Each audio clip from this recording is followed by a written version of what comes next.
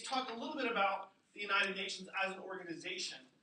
Most of the factual details of this are in the chapter. So if you go to the Bayliss and Smith chapter, you've got most of the details of the structure of it. We're going to kind of talk through some of the concepts and some of the structure because there's a lot of myths about the United Nations. A lot of people don't understand how the United Nations actually operates as an organization. It's always a point of interest to me when I watch television programs how badly wrong they get the United Nations. The United Nations is a much more complicated organization. There are some serious critiques of it, and we're going to talk a little bit about also one of the most common things that you see the United Nations do is peacekeeping. Again, something not particularly understood conceptually, why the United Nations does peacekeeping, when it started, how it functions, and then we're going to move into sort of critique. So we'll talk about the various aspects of this. The first thing to start off with is a kind of bigger picture point, which is what I call the dream of world government. This is an old point. The United Nations actually fulfills a very old function.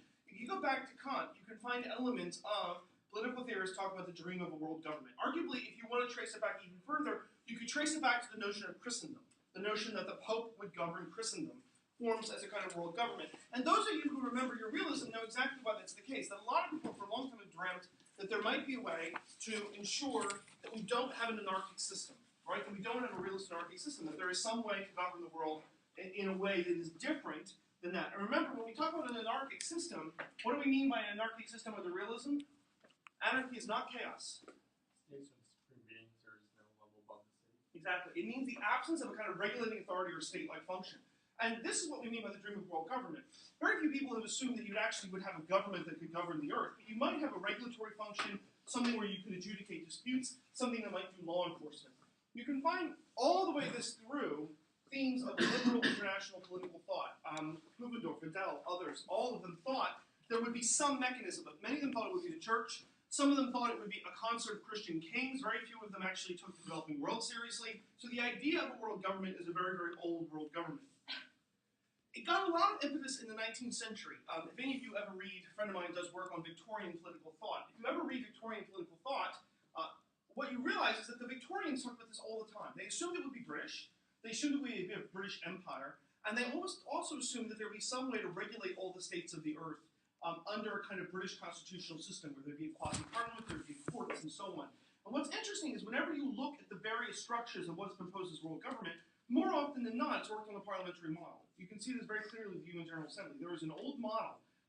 There's a wonderful quote from a British political theorist, Seeley, in the 19th century, where he said, the only way to understand the UN or the League of Nations is an attempt to bring Lockean liberalism to an international scale. And that's really what you should think about this. This is an attempt to bring Lockean liberalism to an international scale where states don't have to participate, right? States can opt in and out, and consent is voluntary. If any of you are familiar with the debates with the Fabian societies and liberal utopian organizations in the 19th century, you will see elements of this as well. Interestingly enough, H.G. Wells, the writer in the 19th century, believed, and you got this in the early part of the 20th century, particularly as the technology got better. The argument was that world government was inevitable and necessary because in the absence of world government, we would destroy ourselves. H.G. Wells particularly was shocked, the writer. How many of you guys have ever read Wells? Anybody? What have you guys read? Time Machine? Stuff like that, The Invisible Man. That's the stuff everybody reads. He did an interesting book, which I read not too long ago, called War in the Air, which was about what his vision of war would be like once we could take to the skies. And he had this image of Zeppelins firebombing London. And his view on it ultimately, and Wells almost essentially had a nervous breakdown. He started writing large books about world history. And what he came to the conclusion was, in the absence of world government, humanity would destroy itself. That unless we had some sort of supernatural organization to regulate ourselves, humanity would destroy itself through the increase in technological sophistication of its weapons, right? So that you could almost always expect some sort of horrific levels of violence as associated with that. The problem with world government, generally speaking, the problem with world government has been one. World government is likely to be a tyranny. I mean, that's the conservative critique to get back. Why do we not have a world government? Why would it be a tyranny? Why would the dream of world government be a tyranny? No one could challenge the rule. No one could challenge it, right? I mean, if you had a state or an entity that challenged large parts of the world, the danger here would be tyranny. The danger would be that it would sort of suppress other states, that it would suppress cultural and political diversity, that it wouldn't allow states to reject it.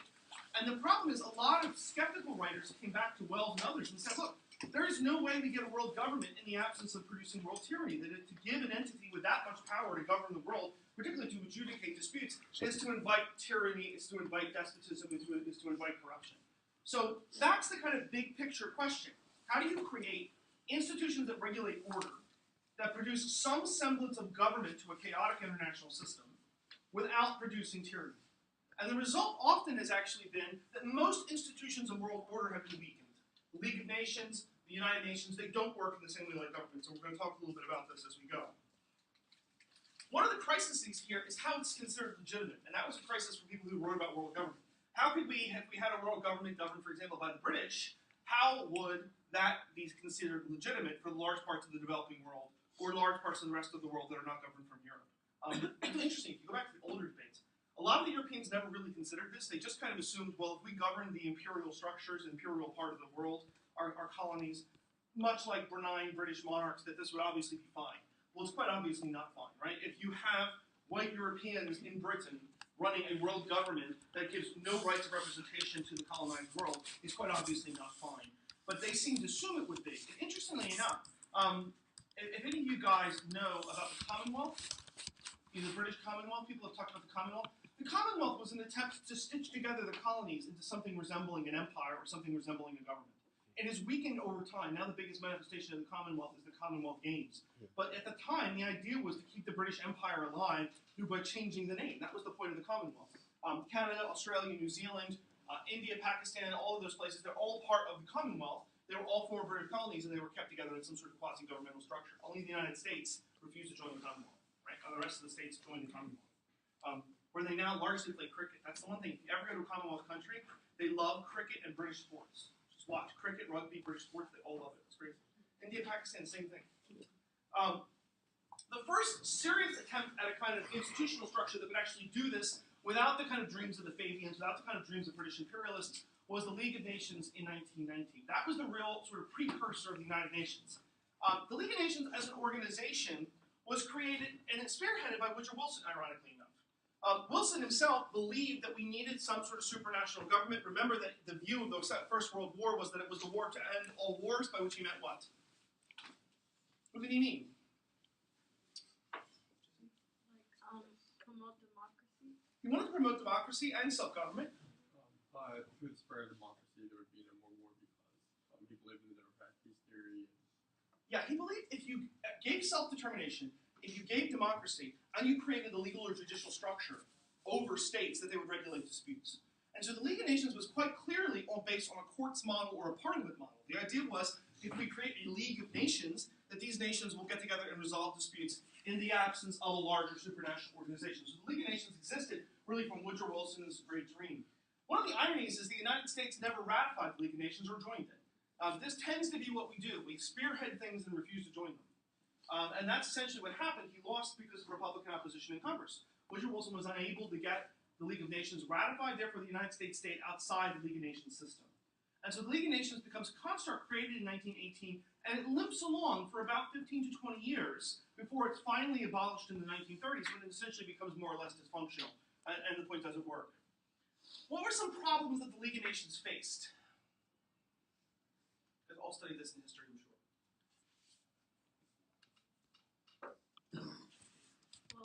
There were non-democratic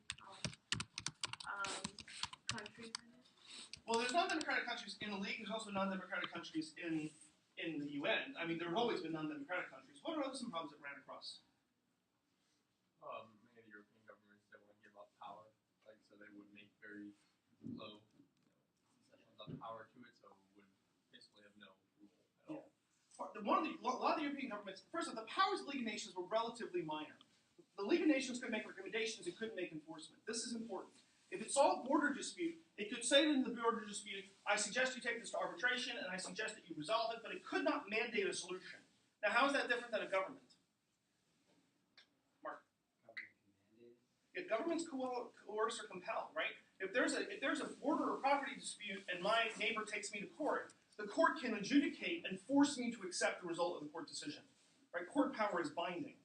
And court power is sanctioned by the state. In other words, the police will make me follow it. That's not what happens in the League of Nations. The League of Nations is an organization that's entirely recommendations-based. It suggests you go to arbitration, but it doesn't do much else. And part of the problem, as Jonathan rightly pointed out, is that you have a lot of European colonial states who didn't want to take things to arbitration. Right? Many of the European states were holding on to their colonies at this point. They were resisting the call to self-determination.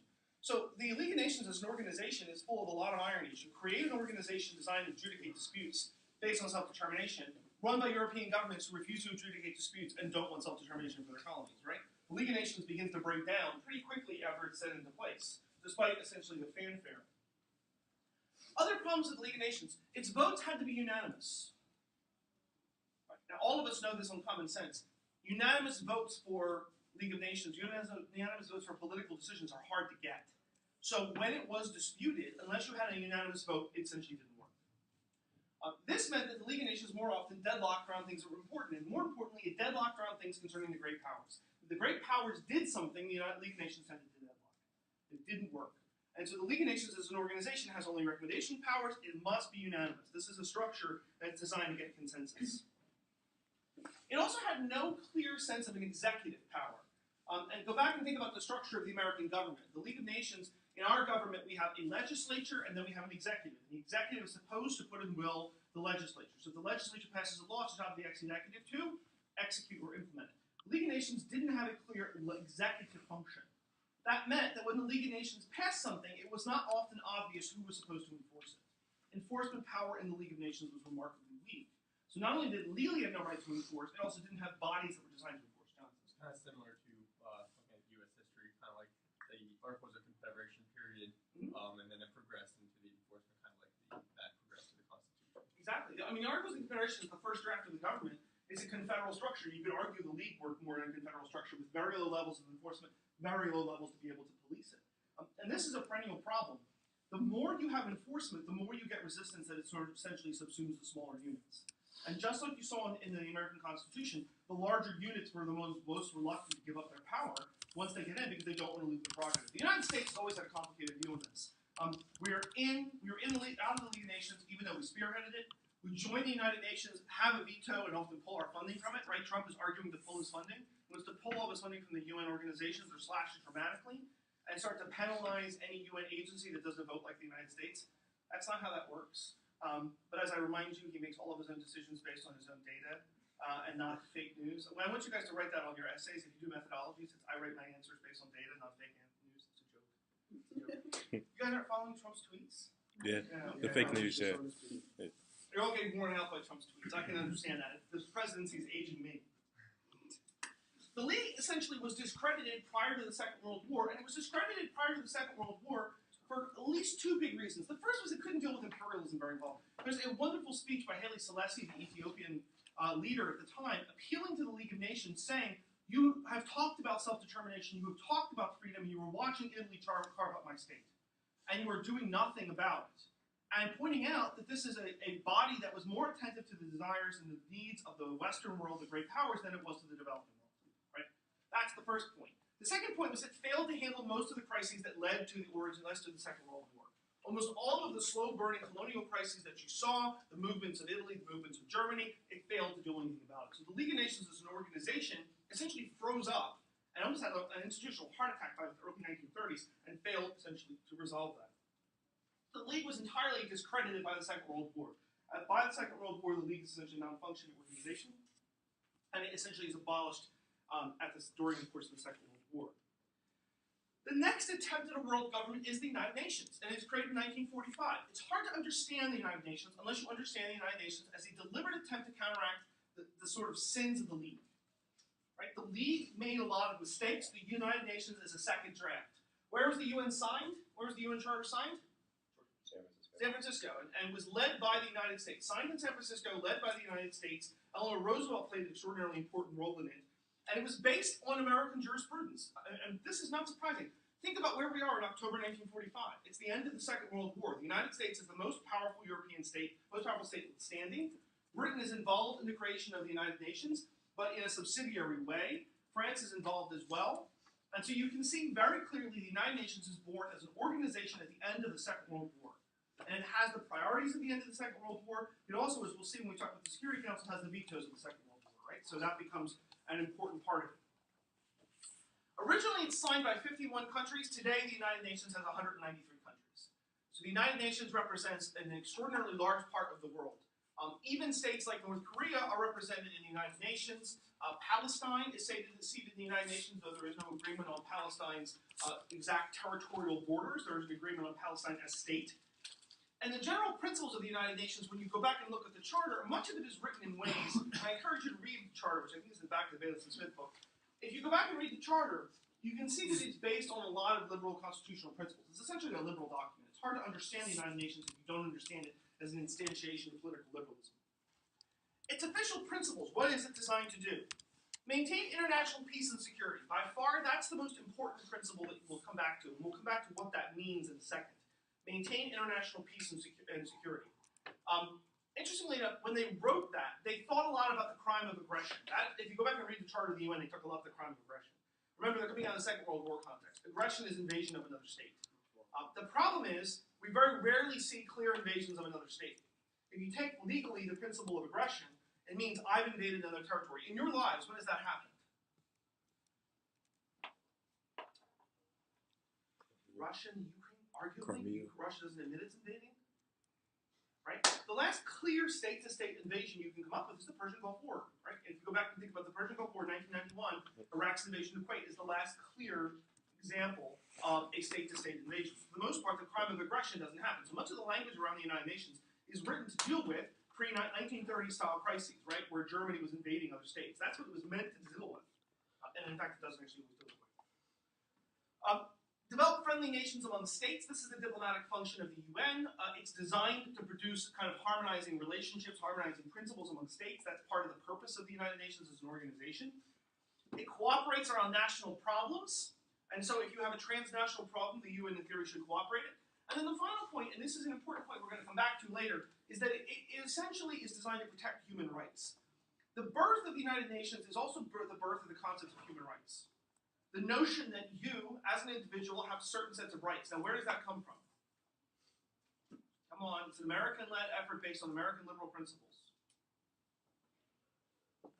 The notion you have natural rights, they're designed to be protected. It's the Constitution. It's a straight lift from the Constitution. Go back to the concept of human rights. It's a straight lift from the Constitution. The Constitution says it's the job of the government to protect your natural rights. Think about what the United Nations says. You have basic human rights that are not accorded or limited by nationality, and it's the job of the United Nations to promote human rights. Now, we're going to come back later, of course, to say that's actually much trickier than it looks. What actually counts as a human right is trickier, and how the United Nations can do that when it lacks clear enforcement powers becomes a bit of a problem. But that's the general principles. It's an organization that's designed to produce human rights. As an organization, the UN is different than the League, and we're going to go through some ways that structurally it is very different than the League, but some of the same problems recur. So in a sense, did they fix this in the same way the Articles of Confederation did? Yes, but it's not clear they fully fixed it. Some of the same enforcement problems remain with the UN, and it's important to always remember this. The UN largely works by consensus. Largely. Not always, but largely works by consensus. That means that the UN is not fast. Have you ever tried to get 193 countries to agree on something? Not real easy. And they often have very different interests. This is the realist critique, by the way. The realist critique comes back and says, states have very different interests. They have very different material stakes here. Why should they all agree? Can countries access their representatives? Like, can they call them, or can they tell them? You know how we would call our senators to have them vote a certain way or have them represent us in a certain way. Can people do that with their representatives? Yeah, you could call if you were, for example, to contact the U.S. UN representative. That's Nikki Haley, former governor of South Carolina, just appointed by Trump. You could, in theory, call Nikki Haley. Now, it's a little bit different in the sense that if you think about how your senator works, you elect your senator. You don't elect the U.S. representatives of the UN. That is appointed through the diplomatic service. And the diplomatic corps, or the State Department, appoints the ambassador. In practice, for the last bunch of years, they've been political appointees. Most of the time, they're political appointees. Samantha Power, who wrote a nice book about genocide and genocide prevention, she was the last U.S. ambassador under Obama.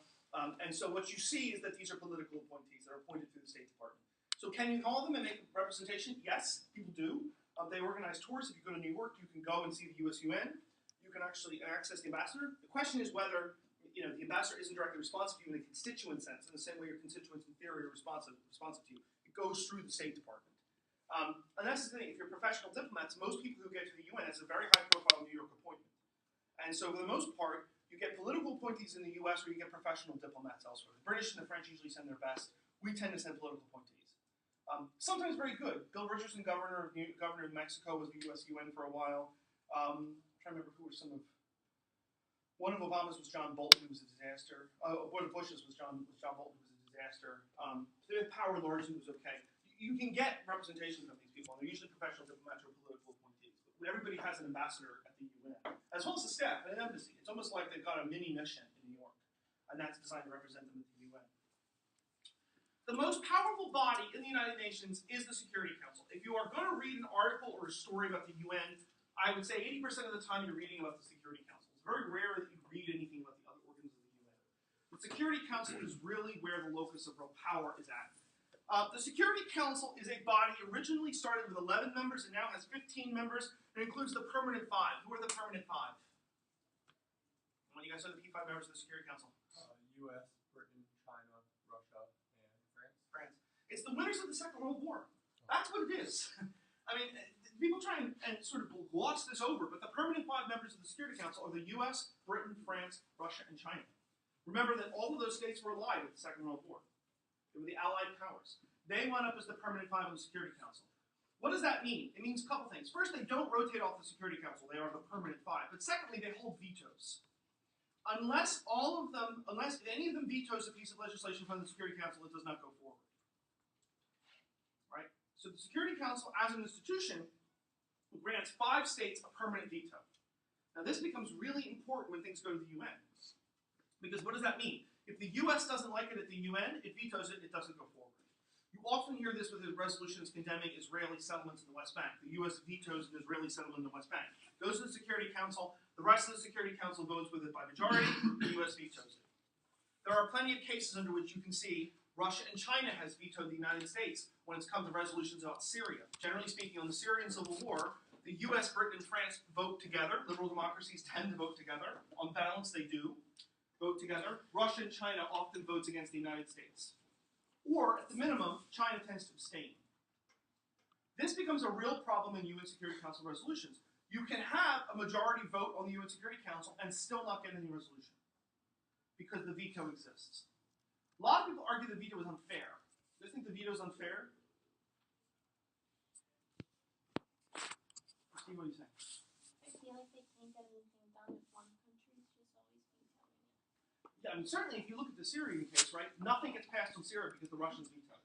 Literally nothing is happening. Syrian civil war killed 250,000 people. Nothing's happening. And also is representative of 1940s powers, so you're not taking into account any developing Brazil, India, like any of the large powers that populate places like Russia or France. Yeah, and this is a really interesting point. If you think about it, it's 1945 power structure. Britain and France are not the most powerful states in the system anymore, right? You can make an argument Britain punches above its weight, and you can make an argument Britain should probably retain it. France has an economy smaller than the size of Texas, and it's got a relatively small population. If you were to look at this based on today's 21st century power structure, right, if you think about India, capped out with no veto. If you think about Brazil, no veto. If you think about the fact that there's not a single African state represented on the Security Council, Africa is entirely excluded, right? In Asia, only China votes. Right? This is a really complicated point. Also, go back and think about the Muslim world. Not a single part of the Muslim world gets a veto, right? Not a single one. Only the United States, Britain, France, Russia, and China. Now, arguably, if the United States weren't on it, the United States didn't have a veto, it would pull off immediately. There's absolutely no question about this. You couldn't take away the U.S. veto, the U.S. would walk in a second from the organization. The U.S. also contributes about 22% of the budget of the UN. So when we think about the financial contribution of the U.S., that at least you could justify. Russia and China arguably would walk as well. You can't really cut the 3 of those out. They're also the only 3 states with global nuclear weapons strike capabilities. Right? They are the most powerful states in the system. When you get back to Britain and France, that's where it becomes a problem. France obviously makes a simple argument. It doesn't want to remove it. Why? Because if you're a weak state like France embedded in the European Union, that's your card. The fact that you're a UN Security Council member and you have a veto is your card. The French don't want to give it up. The US has officially backed India as an additional member of the UN Security Council. Obama came out and said it's not sustainable that nobody from South America, nobody from the Indian subcontinent, nobody from Africa has a membership. The problem is it's very hard to find who you would nominate without essentially inflaming other people. So I'll give you some examples. Who do you nominate in Africa? South Africa. South Africa is the obvious one, right? You get into some people who don't like the South African government. They argue the South African government isn't democratic. It hasn't flipped since ANC rule. You also have the legacy of apartheid there, which makes people very queasy about making South Africa the leading state. Right? A lot of the other African states aren't a fan of that. If you put India on, Pakistan opposes it, and Pakistan says, why should India be on without a single member of the Muslim world? If you put Brazil on, other South American states are opposed to it. The U.S.'s formula is Brazil and India should be added. The question is then, what do you do to the Constitution of the Council? Do you give them vetoes, or do you just make them permanent? Because you could make them permanent without giving them vetoes. If you give them vetoes, all members of the veto-holding Security Council need to agree on it. That's very difficult to get, right? And so the U.S. has a real political problem. Institutionally, you would need to change the UN Charter to accord more states the right of the veto.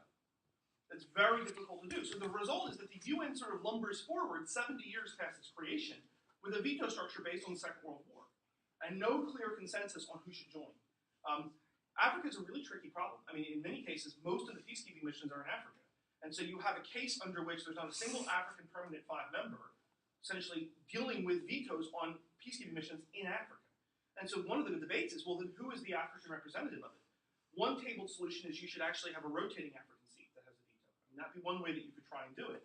You have to then agree on a lot of the politics on who does it. Same thing with the Muslim world.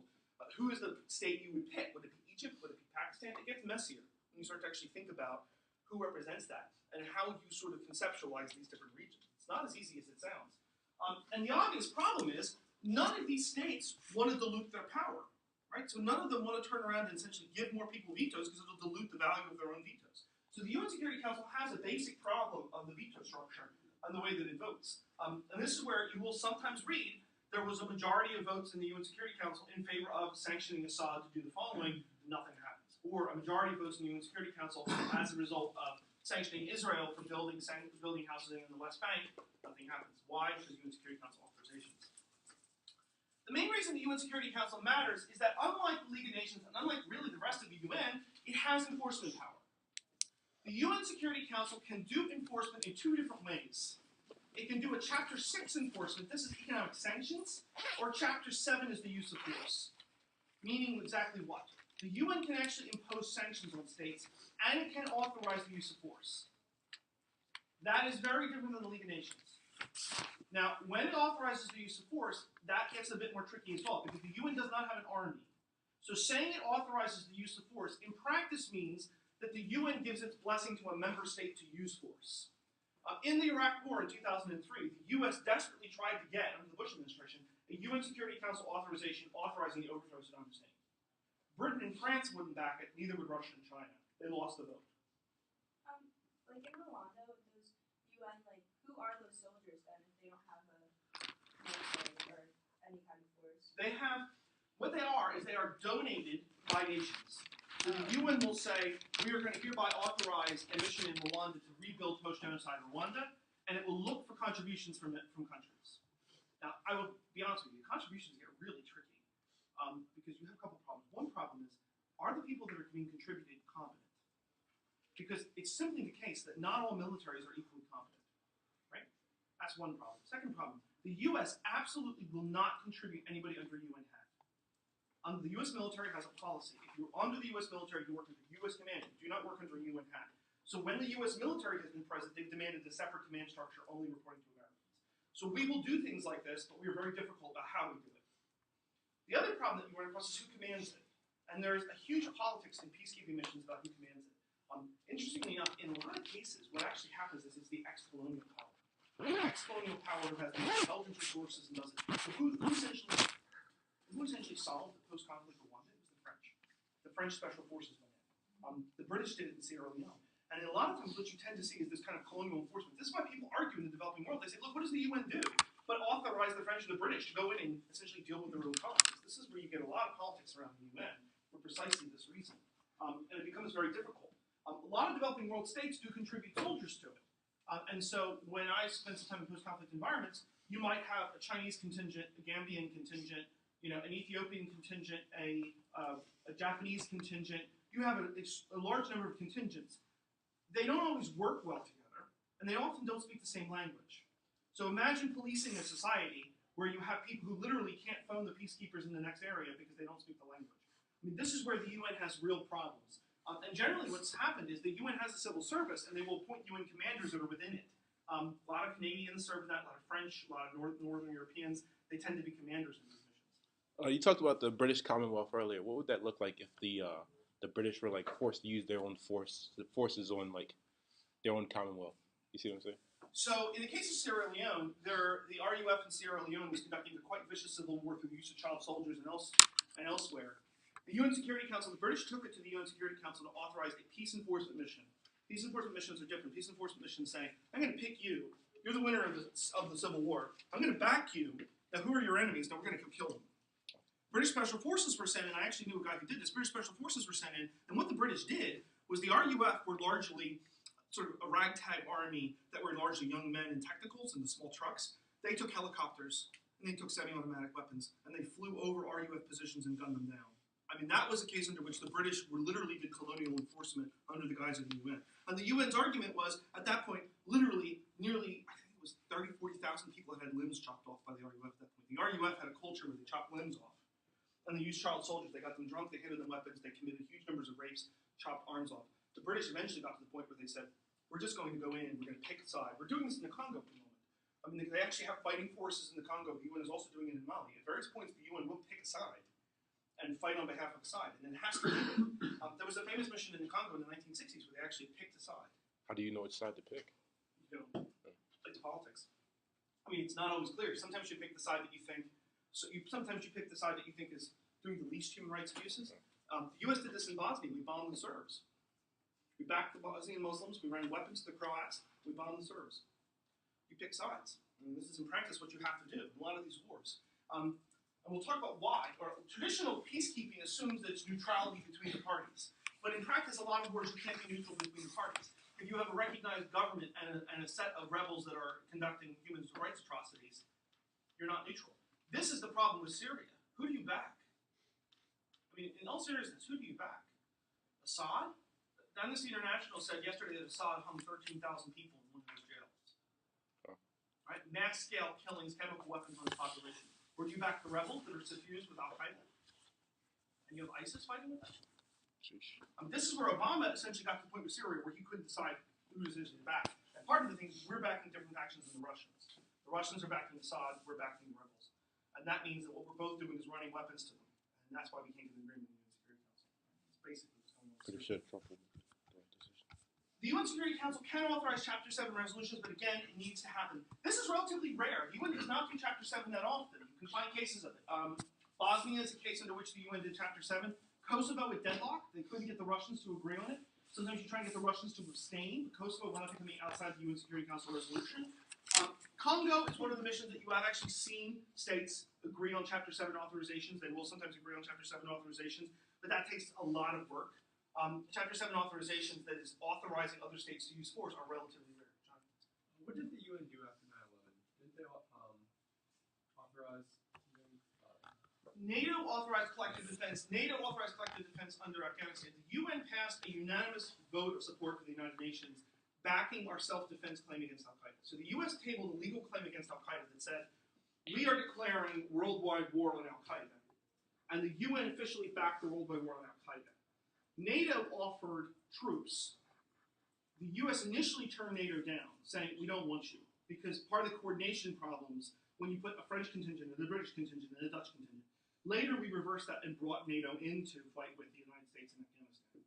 And so now, if you go in Afghanistan, the Italians run the courts, the British are running the police, the Germans and the French are fighting different parts of Afghanistan, the British are fighting in Helmand, the U.S. is fighting large parts of the Special Forces operations.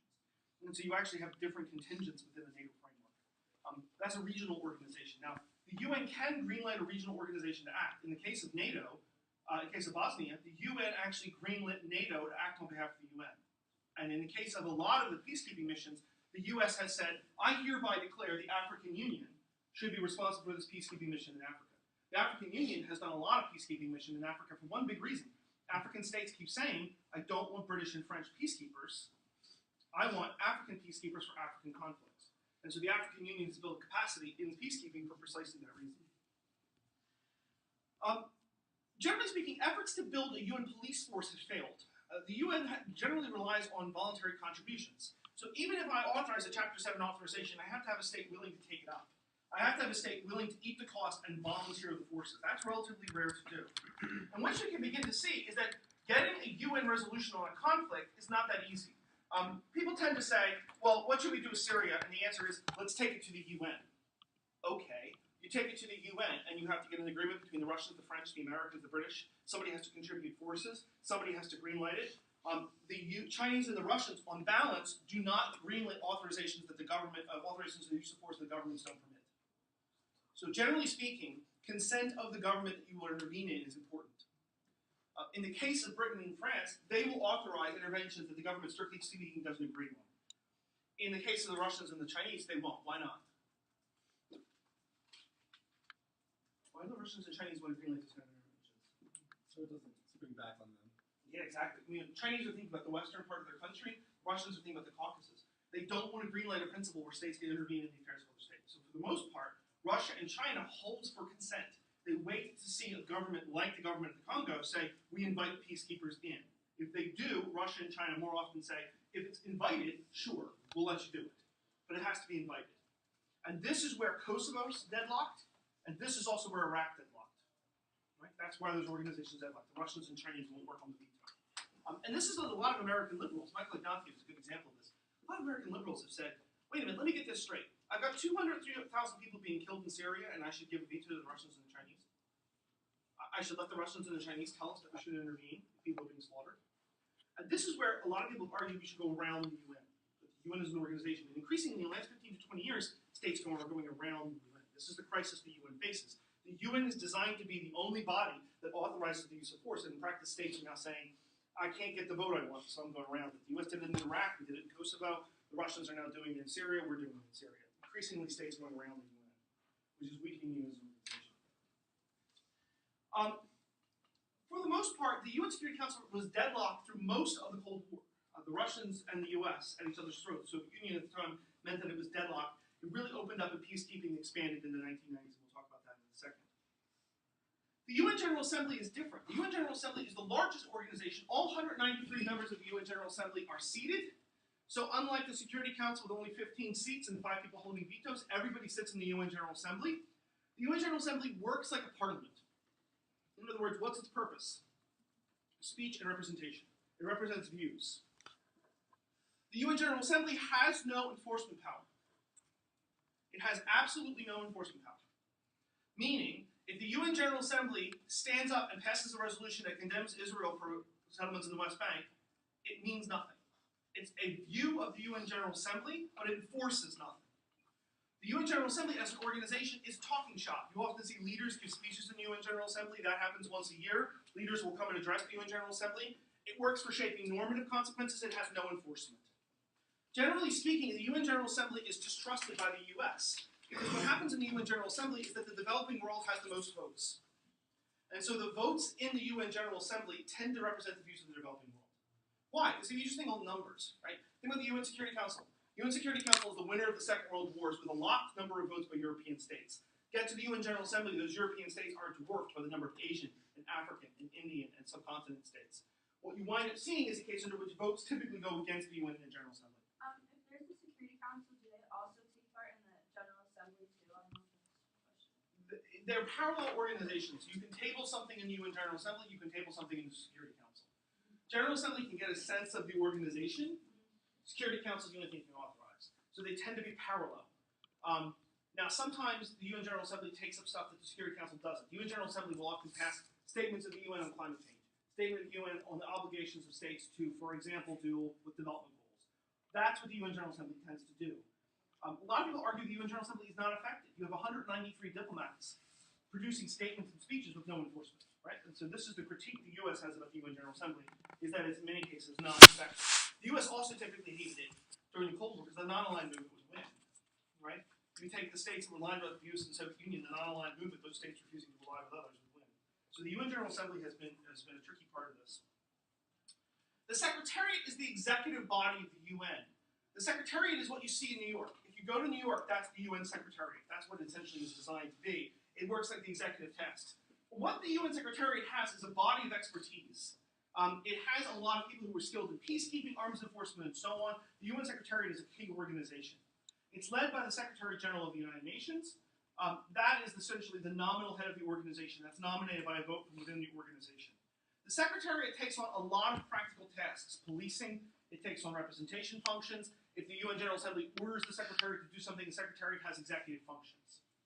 The Secretariat has a professional UN civil service. The professional UN civil service staff the Secretariat in various functions. Then if you ever want to apply for a job in the UN, you're applying for the Secretariat's positions. One of the biggest problems with the UN Secretariat is that the UN Secretariat is not an organization that works on the basis of competency. It's an organization that works on the basis of national allocations. If you're applying to the UN, what you see is they'll say, we have 5 jobs for people from the United States. We have 7 jobs for people from Norway. We have 6 jobs from people from New Zealand. We have 4 jobs from people from India. And what that actually means is that the United Nations does not work on competency, it works on nepotism. This is the big critique of the UN organization. That means standards of competency in the UN are not that high. Because you're not electing the best people or hiring the best people, you're hiring the people with the right nationalities. So the UN Secretariat has a real problem with this. It also has very serious problems with corruption. It's like affirmative action. Yeah, and except it doesn't have the socially progressive function in the same way. Like affirmative action allocates positions but has a socially progressive function. The idea is to create racial equality. The UN doesn't explicitly have that, but it does have essentially a quota system. And quota systems for jobs mean that it's sometimes very difficult. So if you're an American, you're applying for one of 5 jobs among 10,000 people to the UN. If you are from a smaller country with a smaller diplomatic service, your job in the UN might be arranged by the Prime Minister, and equality is not particularly high. So my experience with the UN is overwhelmingly incompetent. That's the general assumption of the UN. The UN is not the world's most competent organization. I told you the old joke from Dag Hammarskjöld, who's the former UN Secretary General. How many people work in the UN? About half. I mean, it's a grain of truth to it. There is something really seriously wrong with the Secretariat because, remember, politically, what does it value? Representation, not competence. That's the difference in the UN. And that's why the UN is so criticized by Republicans, particularly. Republicans particularly argue the UN is a worthless organization because a lot of the Secretariat doesn't do the job. It's a little unfair. There's some very good experts in the UN. There's some very serious, dedicated people who travel to some very dangerous places and do a lot of hard work. And there are a lot of people who kind of ride the gravy train, get a big salary, don't pay taxes, live in New York, and don't do their jobs. I just have one quick question along with the UN. With embassies, like how we have U.S. embassies everywhere, like why do all countries? Do you know what I'm saying? Like I don't understand. Like I've never really learned about embassies, but so like the United States basically has an embassy in many countries, but like why don't those other like 5 big states have one as well, or they do? They all do. Embassies come with diplomatic recognition, diplomatic relations. When you have formal diplomatic relations, you start an embassy. All countries have embassies at the UN, all 193. Most of those countries have embassies in every other country. Now, the more financially strapped the country, the less likely they are to have a very large embassy, or the less likely they have an embassy in every country. Even if they have diplomatic relations, they might go on a regional basis. The U.S. has embassies in every country worldwide, except North Korea, where we don't have official diplomatic relations. And that's what an embassy is designed. Almost all countries have official embassies in the UN, and those are the ones that assign the Secretariat appointment. So the Secretariat will have a job that will go through those embassies. Are all ambassadors appointed by the president, or? They're all appointed by their home governments. So in our case, they're appointed by the president. In other cases, they're appointed by home governments, which means variation in competence, right? Sometimes you're going to get ambassadors in the UN that are very, very good. Sometimes you're going to get ambassadors that are the Prime Minister's brother, right? And that's why they're competent. I know our embassies are all staffed with contingents of Marines. Do other countries have their own security forces on their embassies? They almost all have a security force. They don't have the Marines. Almost ours have the Marines, and the reason why is because our embassies are under greater threat than a lot of other countries because of the United States and what we do and the biggest power on earth. We have the Marines in part because we have very high force protection standards for our diplomats. Most other countries have varying levels of security. The European countries have a little bit less. They almost all have a private security force for the ambassador, but not a huge number. It's not uncommon for European ambassadors to be able to just come to a talk like this with no security. And that's not unusual. The United States is different. The United States tends to have a higher threat level. Almost everybody has a security force in the UN. The U.S. is responsible for protecting the UN. So the U.S. is responsible for bomb attacks on the UN, for example. The UN has struggled a lot with this, actually. In foreign countries, who protects the UN? So think about a UN mission in Afghanistan. Now, the UN is designed to be a neutral global organization, but the Taliban don't recognize that. The Taliban argue that the UN is a representative of the U.S., in which case the Taliban will attack UN convoys. And so the UN has a huge problem of internal security, and they've largely been hiring private contractors. In some cases, they get countries to do UN compound security for them. The UN is now buying drones, and they're buying drones because they want to fly over their own compounds and see if they get bombs. because you can get bomb sniffing drones now. So if I could put a bunch of drones up in the air, I don't need people. They often talk about soft shell versus hard shell cars. The U.S. won't travel without a bulletproof car because to kill the American ambassador is a prize in a lot of these countries. To kill the UN diplomats is often seen. You read in Afghanistan, UN diplomat abducted, UN diplomat abducted, UN development work abducted. It's because they're soft shell cars. It's like getting in the Toyota Land Rover. So the security is a real problem for the UN. And this is where I don't mean to denigrate. A lot of people do a lot of work. They do a lot of dangerous work. If you're out doing development in Helmand Province in Afghanistan, that's dangerous stuff. The question is, you're just going to get variations in levels of competence from the people that are there, because it's a nepotistic point. But some ambassadors, like some people say that, like in different countries, some ambassadors are just there to have dinner with like the president and stuff. So yeah, ambassadorial functions do a couple different things. They're designed to be a social function, that is to say, dinners, national events, and so on. But they're also designed to convey information and do what they call formal demarches. A formal demarche is where I represent my government to you. Now, in practice, the social part is important because what the UN ambassadors do is at the cocktail party, the idea is to talk to you and find out what your government's really saying. What I can't get from you publicly, I might get from you at a cocktail party. Is it a nice, cushy life? In some cases, yes. If you wind up going to ambassadorial functions, I was once invited when I was in the State Department to the Sultan of Brunei's birthday party. Right? This is sort of cushy functions, but they're not all cushy functions. It's not all that nice. Okay, other agencies in the UN. ECOSOC as an organization, Economic and Social Council. The Economic and Social Council is essentially the coordinating body. Go back to the resolving national problems, poverty, disease. Most of these organizations that are created, ECOSOC coordinates and steers them and sets national priorities. So, for example, the World Health Organization, as a UN specialized body, is designed to control disease, particularly infectious disease. ECOSOC controls its priorities and controls its budget. Similarly, you can see the International Labor Organization. That is designed essentially to stop child labor, controlled by the ECOSOC as an organization. They set the budget, they set the priorities. Again, ECOSOC has no official enforcement capacity, but what it can do is it can give the World Bank and specialized organizations that are comprised of experts money and priorities to go do joint problems. ECOSOC is where you saw a lot of coordination on the Millennium Development Goals, a lot of the UN's development work, which is very important for the developing world, right? Stopping disease, getting microfinance, getting finance and investment in the developing world comes from ECOSOC as an organization. But largely, ECOSOC has no enforcement. It does budget, but not much more than that. So do they act as like appropriations, like funding the different functions of that they decide upon? Yes, yes, that's appropriation. So ECOSOC works much like the General Assembly since everybody's represented.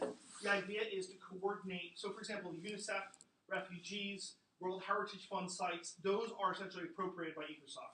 And then they're given to specialist organizations. So the International Labor Organization, World Health, are comprised of doctors and experts, not political appointees. And they're given budgets by the political appointees. Right? So ECOSOC as an organization is designed for its functional purposes.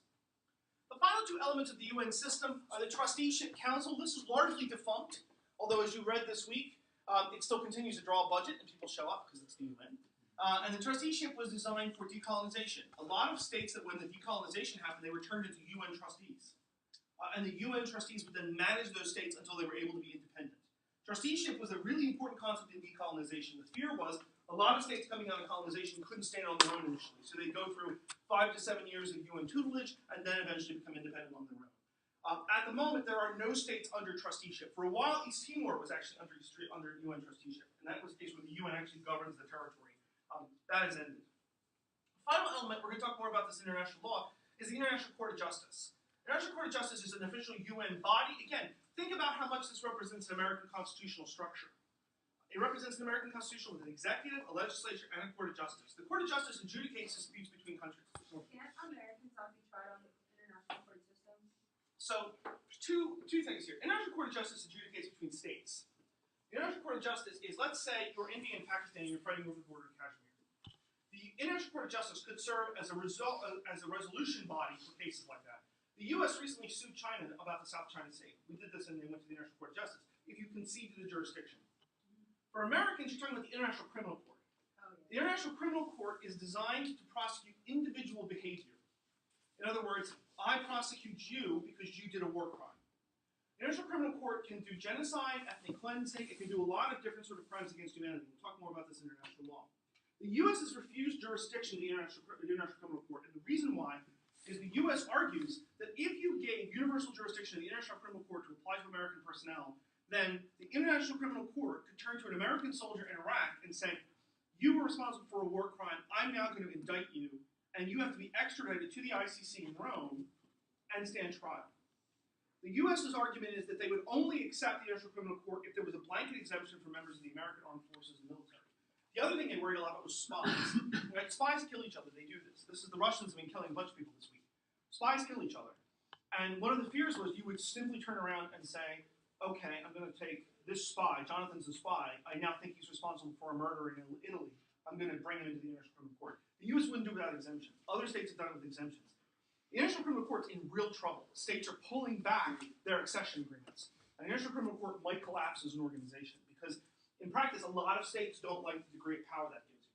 International Court of Justice is different. It's adjudication between state parties, and it's generally on things of mutual consensus. So, for example, if we have a waterway difference, we dispute territorial waters, the movement of territorial waters or the bounding of territorial waters. Or, for example, if we dispute international aviation agreements, right? And there's a lot of international aviation agreements. And how do you think planes fly?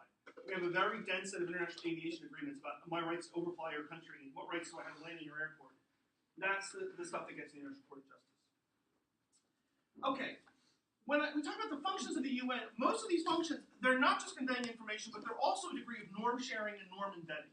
So we talk about functions of these organizations. There's a diplomatic function, there's a practical function, but there's also a norm function. And the norm function is to force states together to think about common goals. Think, for example, Millennium Development Goals. What are they?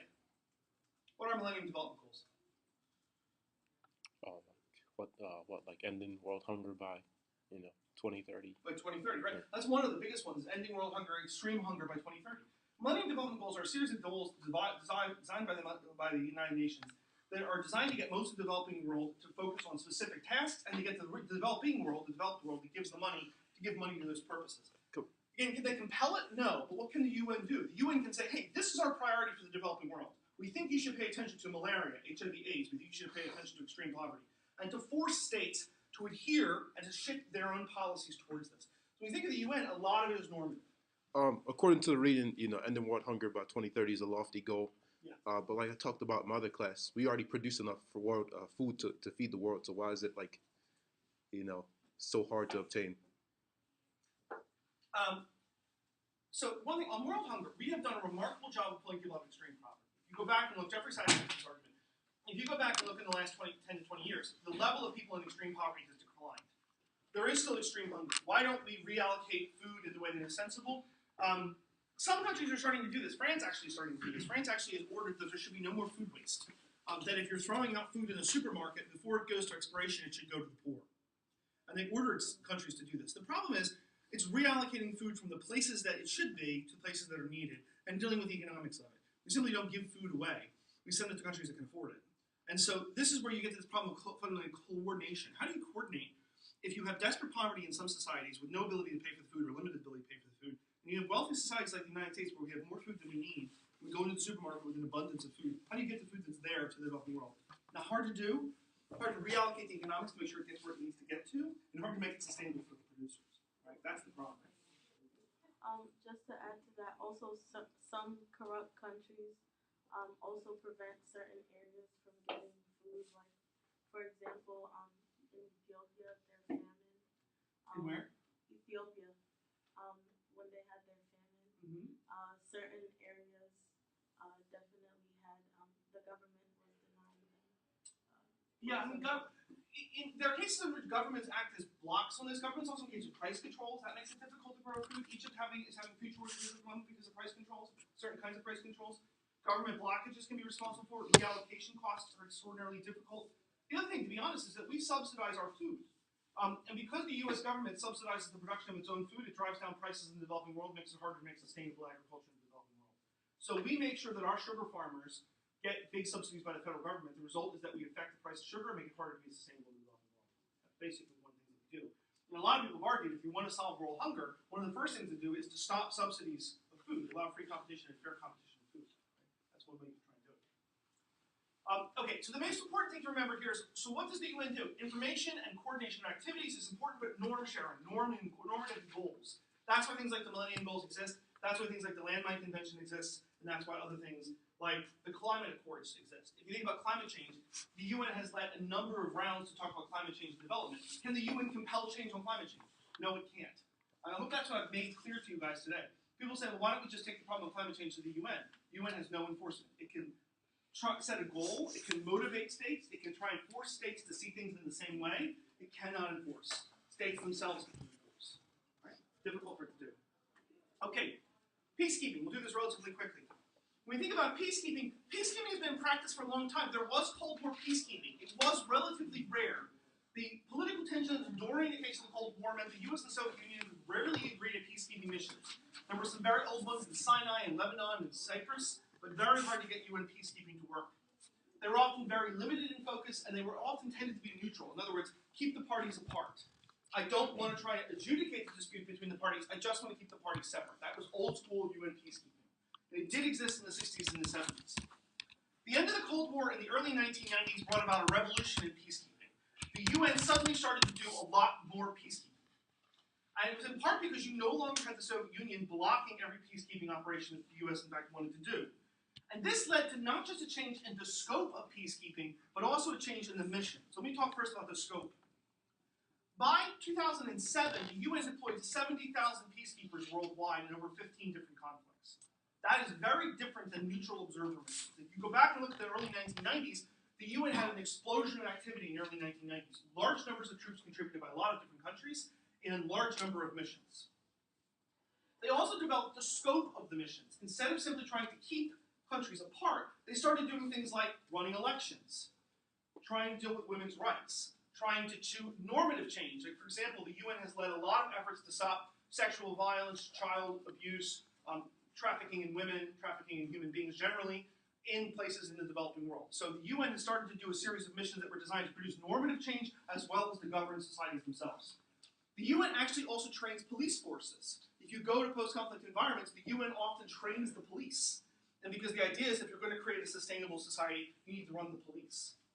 The UN peacekeeping missions exploded in the 1990s. Even today, you still have about 90,000 peacekeepers worldwide, a very large number of peacekeepers worldwide in a large number of conflicts. The UN themselves has also expanded what it meant by peacekeeping, and in particular, it's adopted models of peace enforcement. We talked about this earlier. What's peace enforcement? How is it different than peacekeeping? Peacekeeping merely attempts to keep the parties separate and to adjudicate a kind of neutral resolution of the dispute without violence. Peace enforcement involves picking a side. Peace enforcement might involve the direct commission of violence.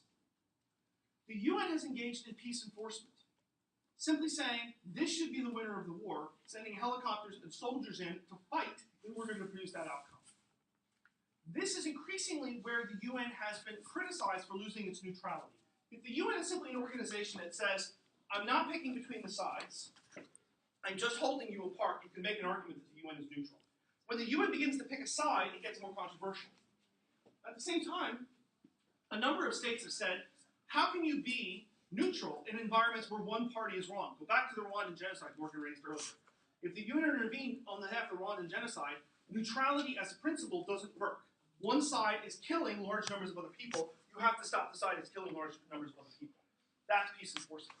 And the UN in the early 1990s shifted from a peacekeeping model of neutrality to a peace enforcement model where it begins to pick a side. And it begins to embrace one particular side. And sometimes, as I said, that's an obvious choice. If you have human rights abuses and so on, it's obvious. Where does the World Bank come into play with peacekeeping? The World Bank is involved in peacekeeping in a sense. The World Bank is a private organization that's outside, the US-based organization. It's outside the family of the UN. Oh, so it's not technically... Not technically a UN agency. It's connected to the UN, but it's separate.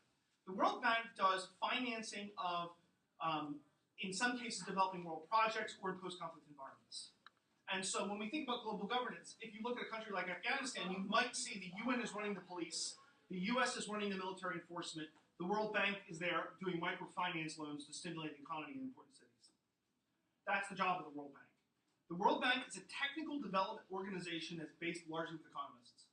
It's not a UN agency. You can join the World Bank as a professional economist. Generally speaking, if you join the World Bank, you better have good economic and quantitative skills, and the idea is to give grants. The World Bank as an organization is designed to help the developing world. That's the purpose. It's a US-based organization.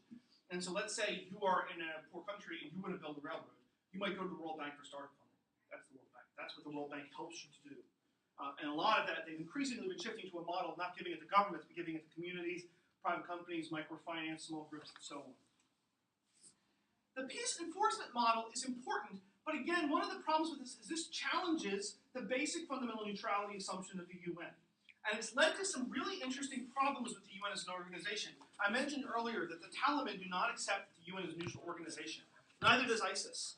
So ISIS targets UN compounds. Argument, why?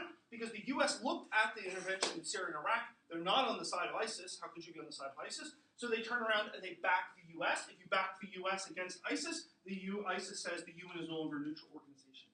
So the UN has come into a lot of criticism for picking sides. And some people argue it should go back to its traditional position of neutrality. Others argue you can't be neutral when one side's chopping arms off. Right? That in a sense, you have to look and make a normative decision about who you're going to essentially back more than anything else. It's also important to point out with peacekeeping that the UN does not have an unfettered right to peacekeeping.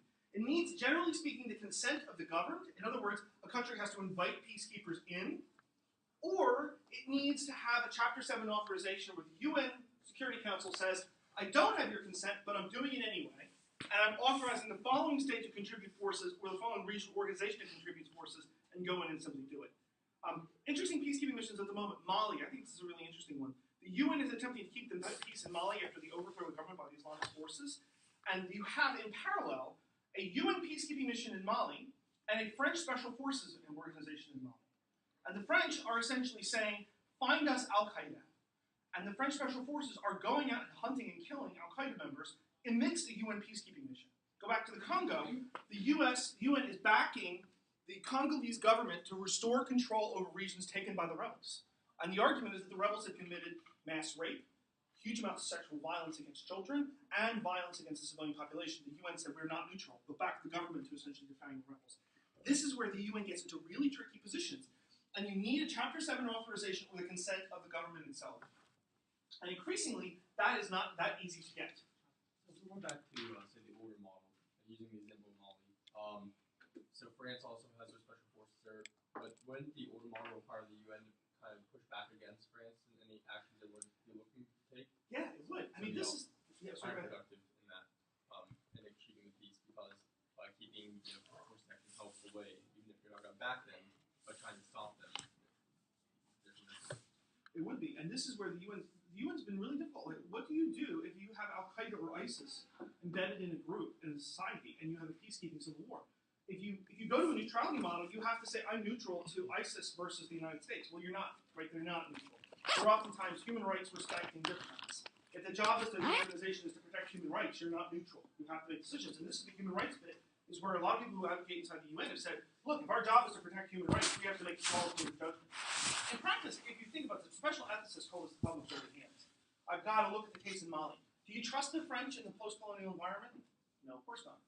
Do you trust the UN? Do you trust the Mali government? Probably not. You have to make decisions about where, in fact, actually make your send your missions. Syria is going to be absolutely fascinating. If they end the Syrian civil war, watch this space. I mean, Assad is rehabilitating himself, or trying to rehabilitate himself. He killed 13,000 people. He's killed about 200,000 people. He's gassed his own population. The Russians have backed him and said he'll stay in the settlement. If we get a peacekeeping mission, the UN might have to do a deal with Assad. That might lead the UN having to do a deal with Assad to protect parts of the Syrian government and parts of the Syrian population. That means they're going to shake the hands of somebody who, by their own right, should be indicted as a war criminal. Right? That's really, really, really tricky problem. The Syrian post-conflict environment is going to be a total mess. Okay, last point to sort of address is that the UN itself as an organization is increasingly under a lot of stress for a couple different reasons. One is, and I'm just going to rattle through this relatively quickly. I want to encourage you guys to read the peacekeeping piece of this a little bit more in the book than I've had a chance to do here, because we can do a lot more on the responsibility to protect and other documents. The UN is overstretched and underfunded. This is the critique you guys got from the Foreign Affairs piece from Stuart Packer. If you think about the UN as an organization, it's chronically short of funds. Countries like the US are threatening its funding. They're pulling back and saying, why should I pay for this? And increasingly it's being asked to do more and more and more. It's also attempting to do more functionally. If you were to go back to the 1950s, 1960s peacekeeping missions, they very rarely did more than just simple political enforcement of settlement. Today, UN missions attempt to produce a series of normative goals. For example, the UN mission in Afghanistan has spent a tremendous amount of money working on women's rights issues, saying if we're going to build a parliament in Afghanistan, we better make sure we have women's representation, and we better make sure that women are not excluded from the economy. And we want to retrain people so that they don't abuse women in schools, and they don't simply keep women out of schools. All of these are normative goals, but the result is what you can see is the UN is doing more and more. It's in fact actually doing social reconstruction in a lot of these societies. Afghanistan is fascinating. They actually mandated a number of women in the Afghan parliament. There's more women in the Afghan parliament today than in the US Congress. Right? Think about that. That's a social construction. What are you trying to do? You're trying to change substantively how these states in practice operate. But the problem is that the Secretariat isn't able to manage all of these functions well. It's generally doing them through bureaucratic imperialism, taking more and more things on, but having a hard time being able to function with them, and it winds up becoming chronically underfunded. A second problem with the UN is a crisis of legitimacy. The UN has come under intense criticism in the last 10 to 15 years for a number of scandals involving very serious corruption and, for example, abuse of the civilian populations. UN peacekeepers have been arrested for rape, for organizing child trafficking, for organizing sex trafficking in the developing world, for abusing populations that they're designed to care for. The UN was also caught siphoning off money that was supposed to be held from the Iraqi oil program. And so one of the biggest problems with the UN is the UN is seen by a lot of agencies as a corrupt organization. The UN has serious problems of internal governance. So you wind up with a situation where the UN is spreading out the hands to do more, at the same time dealing with serious problems of internal governance. The final thing about the UN that's producing real political complications is that increasingly powerful states are moving away from the UN as a body to do things. The US has started to do this through the G20. What's the G20? The world's most, the richest countries in the world. Richest countries in the world. Increasingly, the US and a number of other organizations are turning to regional organizations or functional organizations like the G20 rather than going through the UN. Right? And the reason why is that the US thinks about it. Think about this like a politician. Coordination among 20 wealthy countries with the same priority versus coordination among 193 countries and working it through the Secretariat. What's more efficient? The 20 countries through the Secretariat. And so increasingly, what's happening with global governance is states are picking ad hoc arrangements rather than the UN. The UN is supposed to work like a structural organization that adjudicates disputes, but in practice, states are going to regional organizations or they're going to G20. Well, that actually produces a crisis of legitimacy. If the UN is no longer the body that acts on behalf of world government, if it's simply one among many, then you have a serious problem, crisis of legitimacy, and it makes it, in fact, actually very, very difficult. What could the UN do? The biggest debate around the UN at the moment is internal reform. The UN system does not make a lot of sense. If you look at the way the UN system is actually constructed, they do a rotational system for a lot of appointments. That means Sudan and Libya might be on the Human Rights Council. That means Syria might have a vote on the UN Security Council. And then in the case of the Rwandan genocide, Rwanda had a vote when they were considering its own genocide. In other words, the genocidal government sat on the UN Security Council and voted when they were considering what to do about the genocide. This is a general problem in the UN. How do you reform the UN as an organization? The Charter is set up from 1945 with the preferences of the Second World War and a fixed institutional structure. There are deep embedded vested interests in the UN as an organization. But the UN increasingly is suffering a crisis of effectiveness, of legitimacy, and of being sidelined by other organizations. Without internal reform, the UN is going to really struggle. One way you do UN internal reform is to start to try and get the developing world involved more than it is, to boost legitimacy of the UN Security Council. But the trade-off is this. If I make it more legitimate and give more countries a seat at the table, is it more effective? You might see a very clear trade-off between the more countries sitting at the table and the more effective the organization are. Increasingly, organizations like the G20 suggest that the US sees the more narrow it is, the more limited the membership, generally speaking, the more effective it is. Okay, that's it. Thank you, guys. See you on Thursday.